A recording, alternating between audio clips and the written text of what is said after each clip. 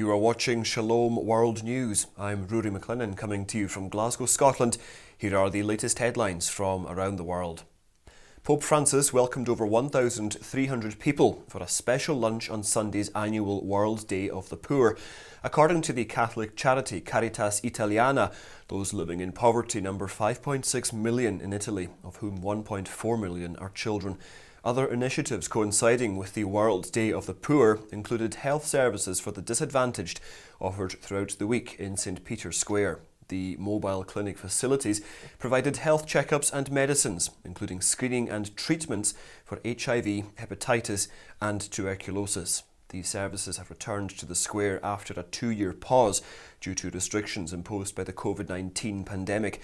In his homily, Pope Francis went on to tie the day's gospel in with the celebration of the 6th World Day of the Poor. He said that Jesus' word is a forceful admonition to break through that inner deafness which prevents us from hearing the stifled cry of pain of the frailest. Let us care for the poor, concluded the Pope, in whom we find Jesus, who became poor for our sake.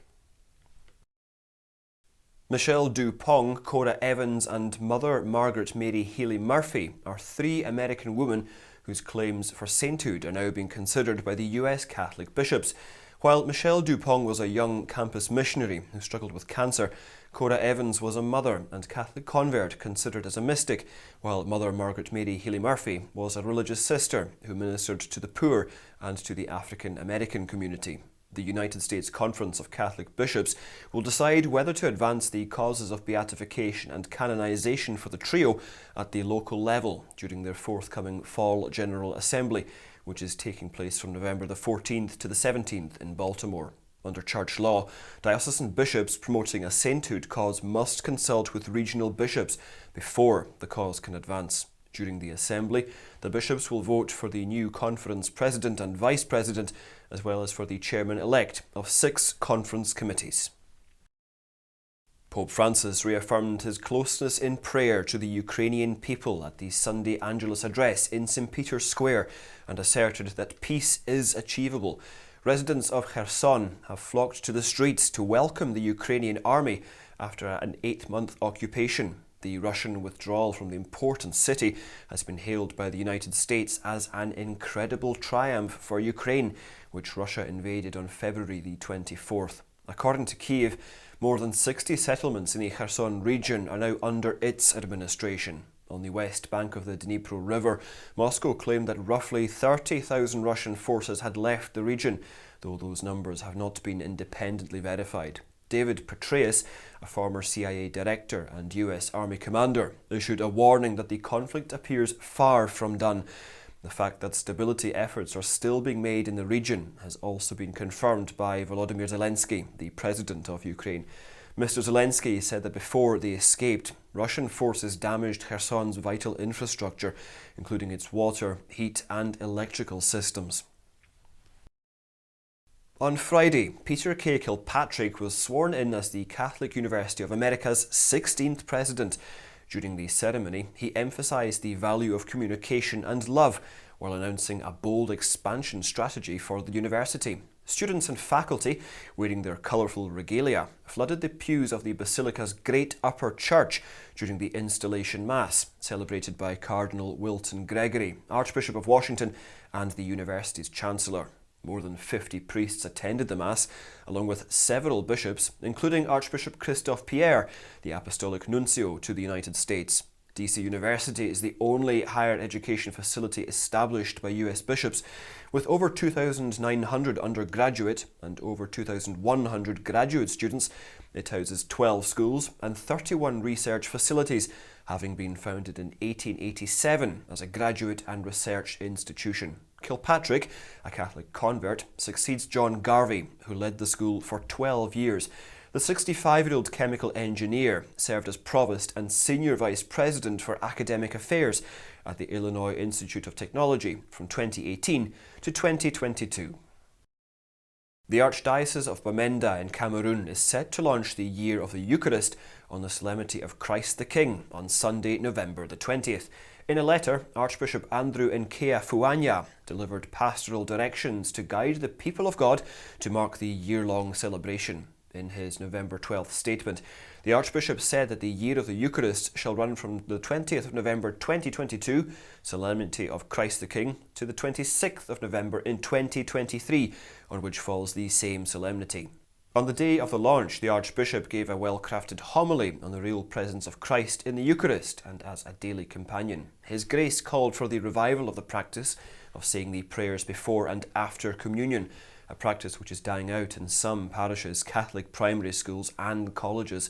A homily on the real presence of Christ in the Eucharist and as a daily companion shall be delivered on the day of the launch. The Catholic Biblical Commission of Pakistan held the third Bible reading marathon in the Church of the Holy Rosary in Warispura. Over 2,000 faithful participated in the marathon, whose goal is to complete the reading of the sacred text from the book of Genesis to the Apocalypse without interruption. On November the 7th, the Bishop of Faisalabad, Indrias Remat, kicked off the event by reciting the first sentences of the Bible. The first biblical marathon was held in the parish of Mariamabad and the second in Karachi. A judge has ordered the public business Correos to stop issuing a postal stamp for the Communist Party of Spain, a group that is accountable for hundreds of deaths, predominantly Catholics, following a significant public outcry and legal action by Christian lawyers.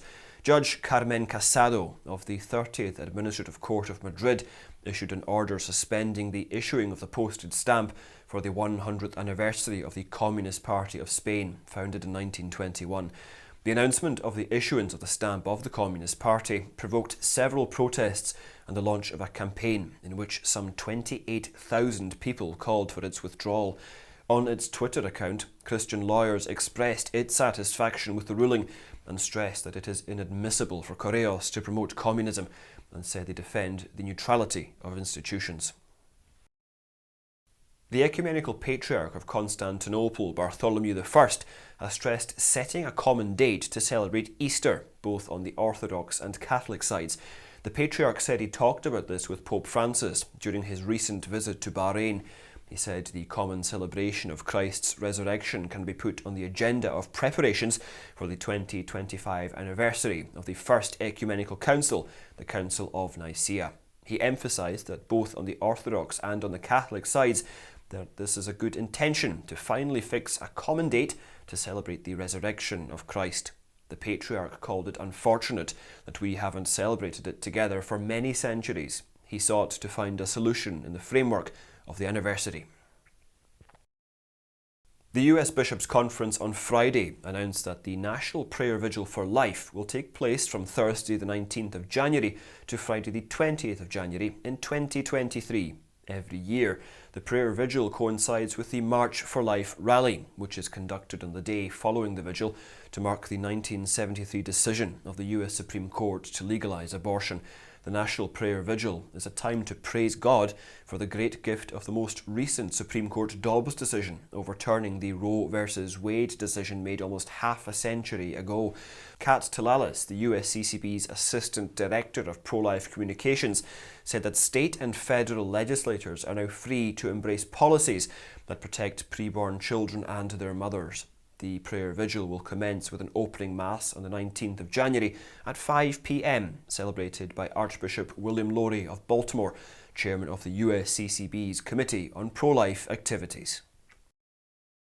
The US Supreme Court justices who voted to overturn the Roe versus Wade ruling received a standing ovation at the annual convention of the Federalist Society. The annual convention of the organisation took place at the Mayflower Hotel in Washington, D.C. from November the 10th through Saturday, November the 12th. Justices Samuel Alito, Amy Coney Barrett, Brett Kavanaugh and Neil Gorsuch were in attendance. According to The Guardian, a speaker at the event praised Alito, who wrote the majority opinion for overturning Roe versus Wade.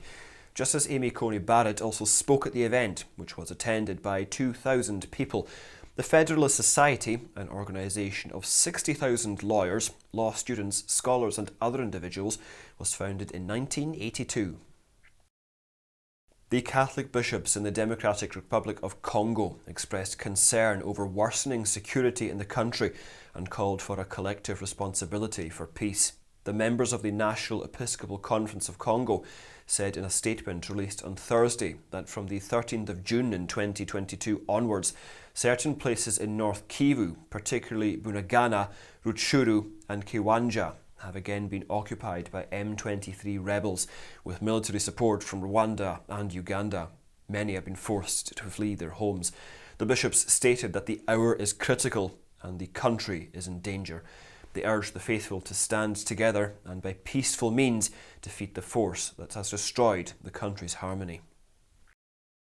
A study conducted by the Catholic Bioethics Institute based in Oxford revealed that the rate of self-initiated suicides is higher in countries that legalise euthanasia and assisted suicide. The research conducted by the Anscombe Bioethics Centre in Europe and North America also disclosed that self-initiated deaths were higher in women.